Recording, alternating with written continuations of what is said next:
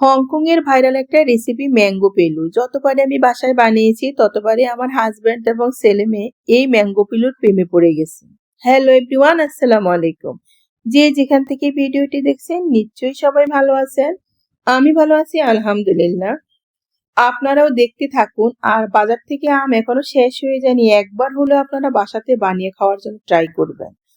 ভিডিওটি আমি ডিটেলসে দেখাচ্ছি, এজন্য একটু লং হয়ে গেছে, প্লিজ ধৈর্য ধরে দেখতে থাকুন।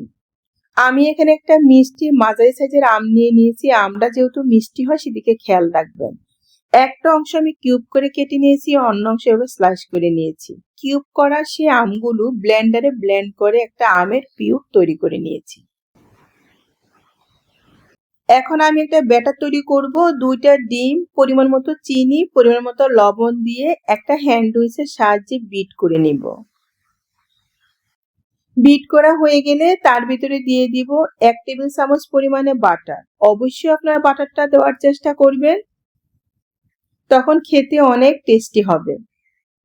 দিয়ে দিলাম এখানে ফুড কালার, অরেঞ্জ কালার দিয়েছি হাফ চা চামচ। দিয়ে দিলাম হাফ চা চামচ পরিমাণে ভ্যানিলা এসেন্স।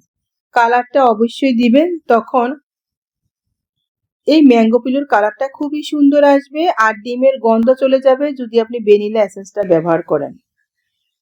দিয়ে দিলাম এখানে আমের পিউরি, দিয়ে এখানে হ্যান্ড উইচের সাহায্যে আরো কিছুক্ষণ বিট করে নিব। এখানে দিয়ে দিচ্ছি হাফ কাপের মতো লিকুইড দুধ। লিকুইড দুধটা অবশ্যই দিবেন। দেখতেই পাচ্ছেন আমি এখানে কোনো পানি এড করিনি, আমি এই লিকুইড দুধটা দিয়ে ব্যাটারটা তৈরি করে নিব। দুধ দিয়ে আরো কিছুক্ষণ হ্যান্ড উইচের সাহায্যে বিট করে নিব। এখন শুকনো উপকরণগুলো আমি সেলে নিব। 1 কাপের মতো আমি এখানে আটা দিয়ে নিয়েছি। আপনাদের বাসায় আটা ময়দা যেটা থাকে আপনারা দিতে পারেন, যেন লাম্পস না থাকে সেজন্য সেলে নিয়েছি। দিয়ে দিয়েছি এখানে পরিমাণ মতো লবণ, দিয়ে মিক্স করে নিয়েছি। আর দিয়ে দিলাম এখানে হাফ চা চামচের মতো বেকিং সোডা। যদি বাসায় বেকিং সোডা না থাকে আপনারা এখানে বেকিং পাউডারও দিতে পারেন। শুকনো উপকরণগুলো যখন মেশাতে যাবেন সবগুলো একসাথে ঢেলে দিবেন না, আস্তে আস্তে নাড়তে থাকবেন, আস্তে আস্তে মিক্স করতে থাকবেন, তখন একটা পারফেক্ট ব্যাটার তৈরি হয়ে যাবে। আমি একটা চামচের সাহায্যে দেখাচ্ছি ব্যাটারটা কেমন হবে। ব্যাটারটা একদম পাতলা না ভারীও না, একদম মাঝারি টাইপের ব্যাটার হবে। এখন চুলার ভিতরে প্যান বসিয়ে তার ভিতরে তেল ব্রাশ করে নিয়েছি। এখানে 2 চামচ ব্যাটার দিয়ে দিচ্ছি। চামচের আকৃতিটা দেখতেই পাচ্ছেন এবং গোল সাইজের চামচ। এখন আমি প্যানটাকে হাতে নিয়ে ঘোরাতে থাকবো। আপনারা অবশ্যই এরকম একটা পাই প্যান ব্যবহার করবেন, তা না হলে অন্য কিছুর ভিতরে কিন্তু লেগে যাবে। যতক্ষণ না পর্যন্ত উপরের ব্যাটারটা চতুর্পাশে ছড়িয়ে না যায় ততক্ষণ পর্যন্ত আমি এভাবে ঘোরাতেই থাকবো। আর দেখতেই পাচ্ছেন আমার চুলার আঁচটা কিন্তু লো হিটে আছে। উপরে কিন্তু ঢাকনা দেওয়ার কোনো ঝামেলাই নাই। মোর দেন এখানে 5 মিনিট সময় লাগবে, তখনই শীট পুরো হয়ে যাবে। শীটটা কিন্তু পুরো হয়ে গেছে আর এই শীট কিন্তু একদম পুরো তল তুলে পুরো নরম হবে। একটা শীট হয়ে গেছে, শীটটা আমি উঠিয়ে রেখেছি। এখন ক্রিমের জন্য আমি এখানে হুইপ ক্রিমটা ব্যবহার করেছি। ডিপ থেকে নামিয়ে রেখেছি আমি আধা ঘন্টার জন্য। এখন বিট করে নিয়েছি ক্রিমটা। একটা শীটকে হাতে ধরে দেখাচ্ছি, দেখেন যতবারে হাত দিয়ে আমি মুট করছি শীট কিন্তু একটু ভাঙেনি, একদম নরম তুলতুলে আছে। উপরে আমি এখানে কিছু ক্রিম দিয়ে নিয়েছি আর এখানে 2টা আমের স্লাইস দিয়ে তার উপরে আরো কিছু ক্রিম দিয়ে নিয়েছি। শীটের চতুর্পাশে আরো কিছু ক্রিম এখানে দিয়ে দিয়েছি। যে যেমন ক্রিমটা খেতে পছন্দ করেন সে অনুপাতে চতুর্পাশে ক্রিমটা দিবেন। আমি এখানে ক্রিমের পরিমাণটা বেশিও দেইনি, একদম কম দেইনি, মাঝারি আকৃতিতে দিয়েছি।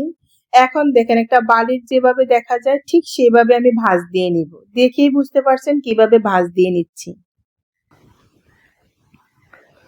আপনারা অবশ্যই বাসাতে একবার হলো আপনারা বানিয়ে খাবেন, খেলে আপনারা বুঝতে পারবেন যে এত টেস্টি হয়। আমার ছেলে মেয়ে, আমার হাজবেন্ড এখনো যেহেতু বাজারে আম আছে, ওরা তো আমাকে একদিন পর পরে শুধু খোঁচাচ্ছে আবার একটু বানিয়ে দাও। এখন দেখেন আমি আরেকটা শীটের ভিতরে আরেকটা অ্যাঙ্গেলে করে দেখাচ্ছি। এখানে কিউব করা কিছু আম উপরে ছড়িয়ে দিয়েছি। তার ভিতরে আমি দিয়ে দিব উপরে আরো কিছু ক্রিম। ক্রিম দিয়ে এই শীটটা আমি তৈরি করব ঠিক কোল বালিশের মতো করে, একদম পুরো লম্বা থাকবে, পুরো একদম গোল আকৃতি করে এটাকে তৈরি করে দিব। তখনই একটা হবে বালিশ, একটা হবে কোল বালিশ। দুইটা দুই স্টাইলে করলে কিন্তু দেখতেও ভালো লাগে। দেখেই বুঝতে পারছেন কিভাবে তৈরি করছি। আর আপনারা এখানে সাথে সাথে কেটে এটা পরিবেশন করতে যাবেন না, ফ্রিজে আধা ঘন্টার মতো রেখে দিবেন, তখনই ক্রিমটা সেট হয়ে যাবে।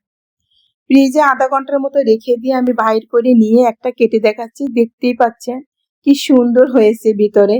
আর একবার মুখে দেওয়ার সাথে সাথে আপনি বলবেন জাস্ট ওয়াও। যদি আমার ভিডিওটি ভালো লেগে থাকে প্লিজ লাইক, কমেন্ট, শেয়ার করে আমার পাশে থাকবেন। আল্লাহ হাফেজ।